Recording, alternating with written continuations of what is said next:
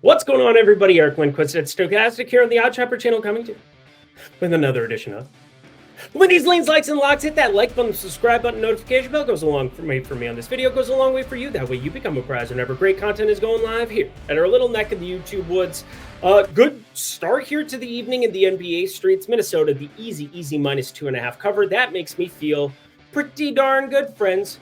Pretty darn good. Getting 2.5 there. That was kind of a freebie, I felt like. But Indy and Milwaukee going back and forth here. Bobby Portis not playing so good. 4 points. Does have the 9 rebounds. So talked about that a little bit in depth. Hopefully you ended up on the point side a little bit more. But as it stands, decent little night there. Ended up firing a little bit of stuff there, screwing around in the Clippers spot. But for the most part, stayed away from it from a playing it perspective. Kawhi Leonard is in, got on some unders. Paul George under 25.5 points. We'll see if that pans out. But for the most part, was heavily exposed to the Minnesota spot. Didn't have any locks, though, that card from yesterday. We're 5-1 on locks so far in the play-in tournament and so far in the playoffs. So really good start in that regard. Want to keep that rolling here. We got BetMGM along for the ride. We'll talk Odd Chopper here, too. But if it's your first time tuning in, we'll only have 2 games like we have on Wednesday. Here's how we do things. We do lean like lock from each individual game. Not always is there going to be a lock from each one. And again, a lock, you can temper it down a little bit from what it's going to be on a 3-game or a full slate. You could make it a half unit for each one of those. But basically, it's my way of showing you my most confident play. It just so happens these are both actual locks that I have full unit plays on. So want to throw it out there. I think that this is a phenomenal opportunity to get some value. Pretty much everything I'm talking about besides one play on an outright of the game is going to be a points prop. Straight up points props. I can't believe where some of these lines are set at right now. We'll talk through the ins and outs of it, but we got the last of the Mohicans. We got 2 games, all game 2s going, in fact. So that'll be kind of fun for it. Producer Jacob, hi, hello. Why don't we just get to the pick, shall we? Oh, but before we start, check out Odd Chopper down below. Just saying, use promo code Lindy if you want to as well. Take advantage of that. Just wanted to throw it out here from the get-go. Super easy. Hey, there I am on the screen, 20% off. If you guys are looking to get my premium card every single day in the baseball streets, NBA streets been firing some pick 'em and other things for the people, but expert picks, Discord, premium tools, that'd be $12 for your first week using promo code Lindy. Great opportunity. Anywho, that's all. Producer Jacob, let's get to the picks. Game number 2 between the Miami Heat and the Boston Celtics. They're running back the identical 14.5 number. It ended up getting a little bit hairy as somebody who backed the 14.5 last time around the old block. But guess what? I'm going to do it again. Yeah, you heard me. I'm just kind of like throwing it out there. It's not the lock category here of this one. In fact, I have to talk through a lot of the rotations and things that really need to be expressed to really get to where I'm going to go with that lock specifically. First, minutes. We had the starting unit for Miami be Hero, Jaquez, Martin, Jovic, Adebayo. I see no way that changes, but we have Jimmy Butler out. We have Terry Rozier out. It is going to be very difficult to imagine a universe where you're not going to be getting 25 plus minutes from every single one of the 5 guys that I named in that starting unit. Now, Haywood Highsmith, Delon Wright, Duncan Robinson. This is where it gets a little bit wonky for me because I do think we got some interesting rotations on that Sunday slate. Let me explain. It got a little bit hairy, and Delon Wright came in and started flamethrowing, absolutely going ballistic. He ended up playing 26 minutes, was 5 for 5 from 3, put up 17 points. But I think Duncan Robinson being limited to 15 minutes is the most important part about why I like the plays that I'm about to list off. Kevin Love plays at a different position. He's going to be center. He's going to basically be splitting exclusively those center minutes with Bam Adebayo. So I expect 36, 38 for Bam, 10 to 12 for Kevin Love. He played 13. Again, if you want to go up by a minute, such is life there. But I don't think Kevin Love's somebody that I'm that worried about cutting in and playing alongside Bam Adebayo. They've kind of proven they don't want to do that. But Duncan Robinson only playing 15 minutes. I don't see him playing 18, 20 minutes in a lot of scenarios as massive dogs here. Plus, if he's not knocking down shots immediately, he was a -9 still in that court time. But he wasn't as bad as my lean here, Nikola Jovic. This is the only piece that I think I'm actually semi-worried where the minutes could just turn into Highsmith. They could turn into more Delon Wright. They could turn into a lot of guys, and they can shift everybody across. Jaquez can play small forward. Martin can play power forward. Bam can go to the center spot. It's not the perfect configuration for them, but what is when you're talking about the Boston juggernaut? And want to give Boston their due. I'm sure we'll talk about them a little bit more, but with everybody healthy and active and playing mid-30s minutes from Holiday, White, Brown, Tatum, Porzingis, it is so hard to find any value to bet anything. Horford, Pritchard, Sam Hauser, those are your 8 guys. They're the only 8 that are probably going to play the entire postseason, barring injury or foul trouble.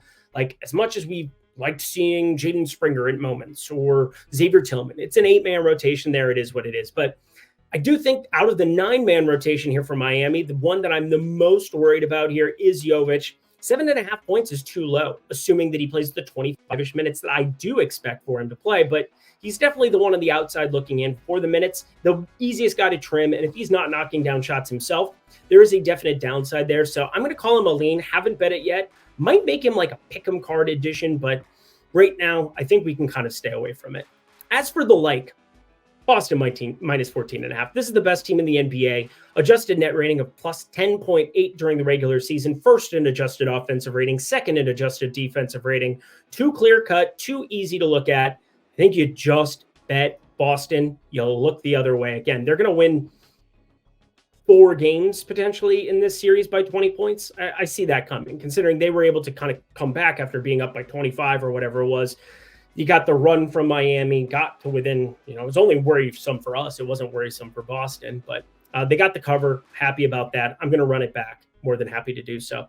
But my lock from this game, somebody that I think played himself into more minutes, because we know defensively that was the main reason that he was acquired to come in here for Miami. And Miami's had a couple of these dudes, whether it's Gabe Vincent, they still have a Caleb Martin, guys who come from obscurity come postseason time and play themselves into more prominent roles, because Eric Spoelstra, he's a great coach and will just play the guys that are getting it done for him. Now, it had been a terrible shooting season for DeLon Wright to this point. 50.7% at the rim, lowest of his career. 2% from the mid-range. We're talking 25.5% awful there, but 36.8% from 3, still above 50th percentile there in the NBA, so better than half.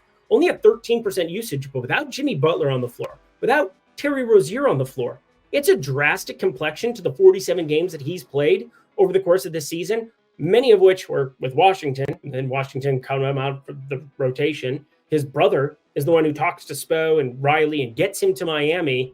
And now he is just one of those guys on the defensive end who can actually do stuff against a Drew Holiday, against a Derek White. I think we're going to see more court time. He's 6'5". He is a plus 0.2 defensive estimated plus minus guy. That is 70th percentile in the NBA. I think if they want to try to make this more competitive, and we're going to have a limited Duncan Robinson, who, offensively they would like to have him out there. I think DeLon Wright is going to walk himself into 24 plus minutes a game, and his points prop is currently listed at 5.5 everywhere. 5.5 is too low, friends. I like over here. I think this is a pretty clear-cut one for me. Again, the usage is so low, but it's so hard to look at 13% usage when you're playing alongside Kuzma and Poole, and then 13% usage when you're playing alongside Butler and Rozier, and then just rip all of them off the floor, and you're left with the remnants of, Caleb Martin and Jovic and Highsmith. And out of these 9 guys that are going to play tomorrow, DeLon Wright, he was the most impactful in his minutes there over the course of that first game. Do I expect that to continue? No, he was still a minus 11, 5 for 5 from 3. But I do think that he's going to get opportunities here that you just didn't expect come postseason time. 5.5, more than happy to be playing more on that. More than happy to fire up BetMGM for you too. Sign up down at the link below, friends. First bet safety net up to $1,500. If you have DraftKings, if you have FanDuel, add BetMGM to your portfolio. We're all about shopping for the best lines here, because why would you leave money on the table? That's just silly. So get your bonus bets up to $1,500 if your first bet loses. So bet 50, 100, 1,000, whatever you can afford. Keep it within your means. Bet it over at BetMGM. Take advantage of it to its fullest extent that you can afford. It's if you're 21 and over. If you have a gambling problem, please call 1-800-GAMBLER. Back to the picks we go. New Orleans and OKC up next.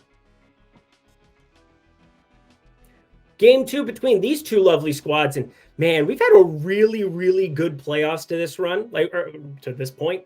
It's going to be impossible to be like what we saw Monday from those back-to-back games, but that Oklahoma City New Orleans game was very entertaining, even though 94-42, a little bit of old school basketball. And there was a lot of talk and chatter about, New Orleans doesn't have the firepower to go up there with the Thunder. But you know what they have?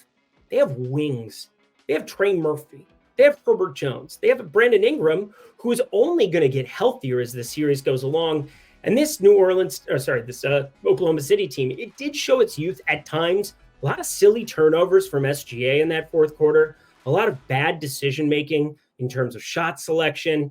But they made it work. They got gritty. They figured it out. And great defensive possession by Cason Wallace there. Probably played himself into some extra minutes there off the bench. 19 minutes, the guy who led the bench unit there. But they went 11 deep, did Oklahoma City. Only 32 minutes for Chet. That was surprising to me. 20 for Josh Giddey. That was surprising to me, considering he was a +7. Tied for the second best with Isaiah Joe, who played 15 minutes.